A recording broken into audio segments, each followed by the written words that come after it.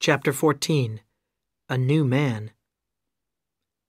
I left my office and drove to the Magic Movie Production Studios. I asked for Mr. Frank's office at Gate 4 and was sent to a large administration building. I waited, and after 10 minutes, I was taken to Mr. Frank's office. I had expected to talk to a secretary, but I was taken in to see Mr. Frank himself. Homer Frank was a tall, bald man with a neat gray beard. He walked round his huge desk to shake my hand. "Make yourself comfortable," he said, pointing to some leather armchairs in one corner of the enormous office. "I wanted to see you myself before you left for Istanbul. Your air ticket and Rick's instructions are in this." He handed me a long, thin brown envelope. "I hope that Rick has told you how important it is for this studio that nobody hurts Gale. Death Behind the Door is going to be a blockbuster, and nothing must stop us finishing it.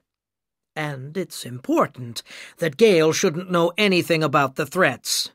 She would worry, and that would upset her. Then she wouldn't act well." "I think she's already worried," I replied, and I told Mr. Frank about the attack on Gale in the Recoleta cemetery. "Yes, I know about that," the studio boss replied. "Rick called me soon after it happened, and before that, there was Josie's accident." "Yeah, Josie's accident. There's one thing I wanted to ask you, Mr. Frank," I said. "Rick told me that you had received the death threats against Gale by email." "That's correct," Frank said. "I don't know a lot about computers," I went on, "but isn't the address of the sender usually given on an email message? Where did the messages come from?" Homer Frank looked out of the window as he answered. "I don't know," he replied quickly. "When I switched on my computer, the messages were waiting for me, but there was no sender's address." "Could I see the messages? There might be some clues in them," I said. Frank shook his head. "No, I'm afraid I deleted the messages after I read them." Just then, a secretary came into the room. "Excuse me, Mr. Frank," he said, "but there's an urgent phone call for you." "Who is it?" Frank asked. "The caller wouldn't give his name. It's a man, and he says he's a friend of Vincent," the secretary replied. Then he left the room. Homer Frank's face suddenly looked much older. He walked across to his desk and picked up a red phone. Then he sat on the desk with his back towards me. It was a short phone call. Frank said yes 3 times and no twice. Then he put the phone down and sat still and silent. After a minute, he got up and walked back to the corner where I was sitting.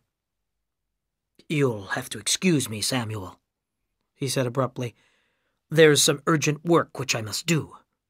Go to Istanbul and make sure that nothing bad happens to Gale." I left the administration building and got into my Chrysler. I sat and thought for a while before looking in the envelope I had in my hand. My conversation with Homer Frank had been a waste of time, but I still had a job to do.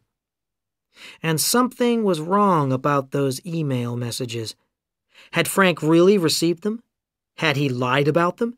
And who was the friend of Vincent, whose phone call had upset Frank so badly? Finally, I opened the envelope. It contained an American Airlines ticket to New York and a Turkish Airlines ticket from New York to Istanbul.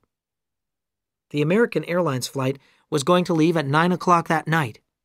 I looked at my watch. It was nearly 5 o'clock. I drove quickly back to my apartment, packed my bag, and took a cab to LA International Airport.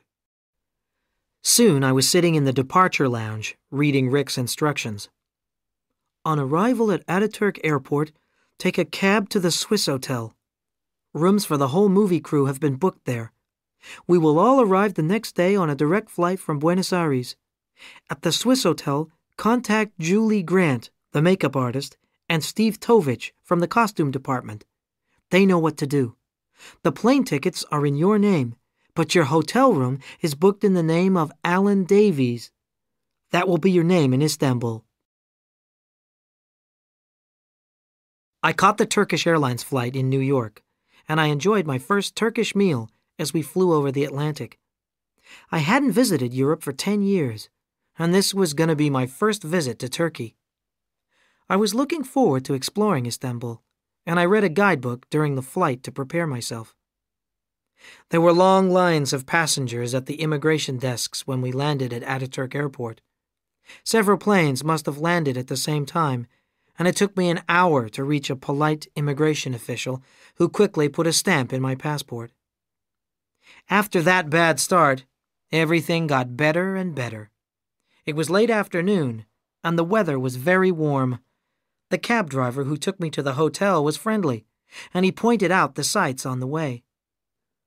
The Swiss hotel was amazing.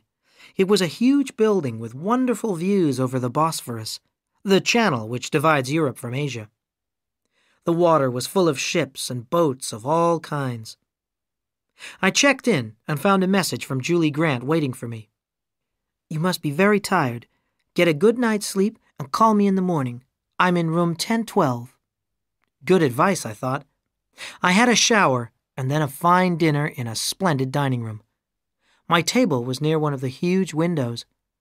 Night was falling, and the Bosphorus was covered with little moving points of light. It was very beautiful. After dinner, I went for a walk in the hotel grounds. But at 10 o'clock, I was ready for bed. I slept for 12 hours, and when I woke, I was a new man. After breakfast, I called room 1012.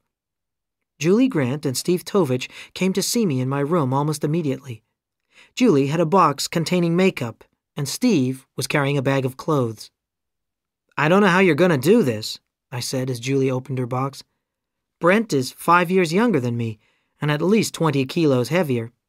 "Also, he's got blue eyes and short, straight blonde hair," Julie replied. "No problem.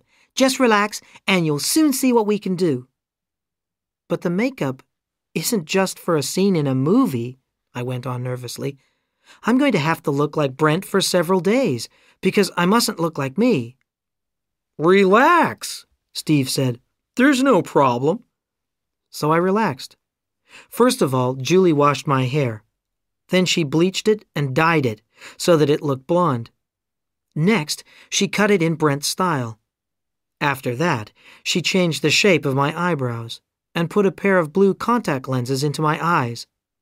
Lastly, she put a layer of latex on the lower part of my face to make it look wider. "You can have a shower and wash your hair without changing any of this," Julie said. Then she started to work with brushes and paints to make my face look like Brent's. After Julie had finished, it was Steve's turn. He fastened some padding around my chest to make my body look fatter. Then he took some clothes out of his bag. They were the kind of clothes Brent wore, he told me. There were lots of them. I put some of them on. "Amazing," I said as I looked in the mirror. Both Julie and Steve clapped their hands and smiled. "Now," Julie said as they were getting ready to leave, "the flight from Buenos Aires arrives later this afternoon. I suggest that you spend the next few hours getting used to your new self.